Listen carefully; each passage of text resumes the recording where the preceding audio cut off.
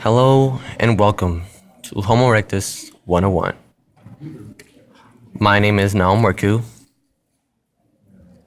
And rest for y'all. and today we're going to be talking about the Homo erectus.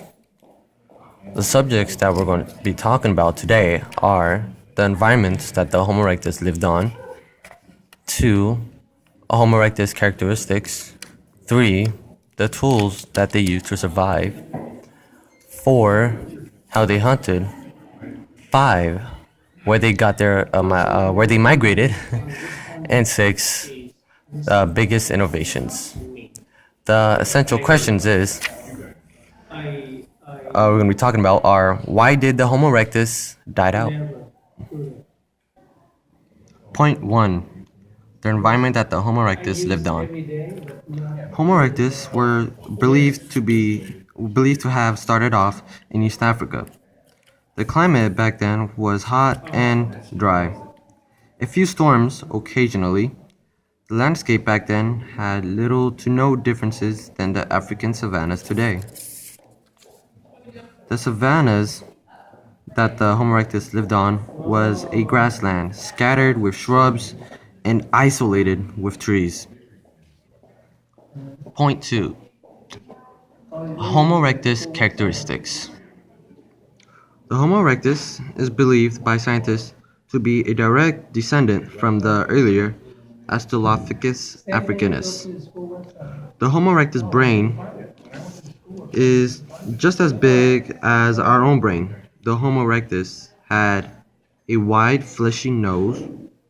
The Homo erectus was one of the first early humans to not climb. They have longer legs, which also contributes to why they migrated so far. The Homo erectus is just as tall as a normal human being.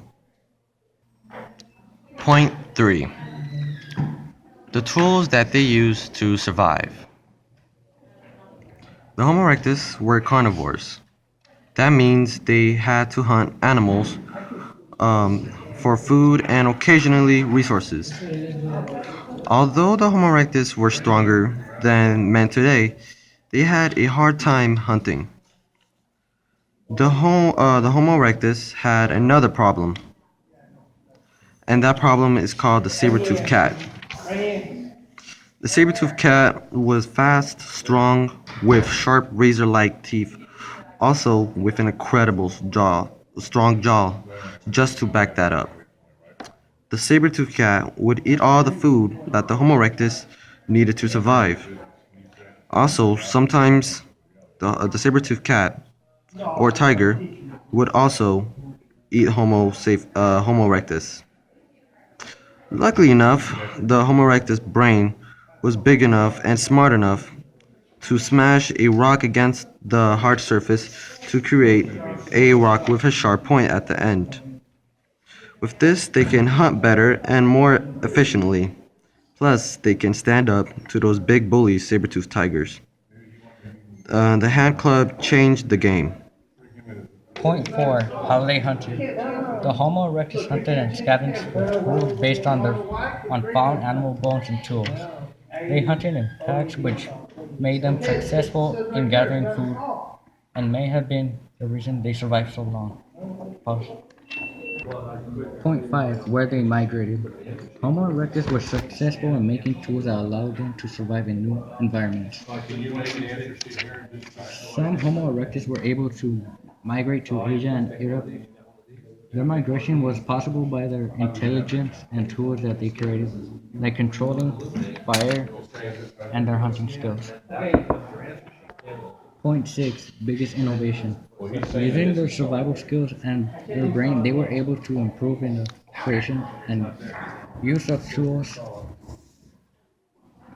and occupation of new environments. Fossil findings suggest that Homo erectus was the first to control fire. One reason they did this is to cook food, and raw food may carry diseases. It allowed Homo erectus to cook food, stay warm, and travel to cold environments, and to scare away predators. The central question Why did the Homo erectus die out? Well, the Homo erectus didn't really die out. They just evolved. In conclusion, the Homo erectus was a very intelligent species and were very successful in creating tools that helped them survive outside of Africa. This video is getting close to the end, and today, what we talked about on Homo erectus 101 are the subjects, the environment that the Homo erectus lived on, 2, Homo erectus characteristics, 3, the tools that they used to survive, and 4, how they hunted, 5, where they migrated, and 6, biggest innovations. The essential question that we talked about is why did the Homo erectus die out?